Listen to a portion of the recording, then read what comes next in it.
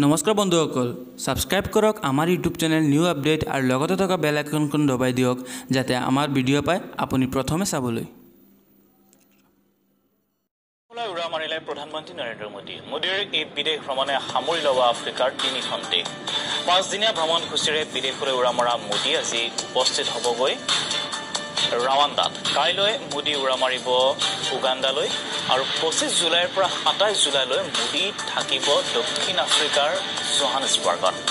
তাতে 25 জুলাইৰ পৰা অনুষ্ঠিত হ'ব ব্ৰিক্স সামিট। প্ৰধানমন্ত্ৰী মোদীৰ ৰাৱাণ্ডা ভ্ৰমণ ঐতিহাসিক আখ্যা দিছে বহুতে।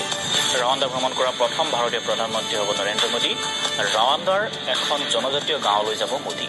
দেশখনৰ ৰাষ্ট্ৰপতিৰ এক আঁচনিৰ অধীনত গাঁওখনৰ পশুপালনেৰে এক বিপ্লৱ ঘোষণা কৰিছে গাঁওখনৰ বাসিন্দাসকলে আৰু তেওঁলোকক মোদীয়ে ভাৰতৰ 200জনী গাই।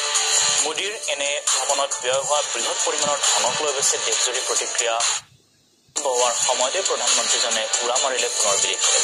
2014 চনৰ পৰা এতিয়ালৈকে মোদীয়ে ভ্ৰমণ কৰিছে 87খন দেশ। এই ভ্ৰমণৰ বাবদ কিমান খৰচ হৈছে আপুনি জানেনে? মোদীৰ এই সময়ছোৱালৈকে ভ্ৰমণত ব্যয় হৈছে 1400 কোটি টকা।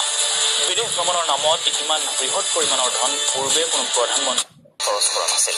মোদীৰ বিদেশ ভ্ৰমণৰ অৰ্থ ব্যয় হৈছে চাৰ্টাৰ্ড ফ্লাইট, বিমানৰ মেৰামতি, লগতে সুৰক্ষা আৰু অন্য সা-সুবিধাসমূহত।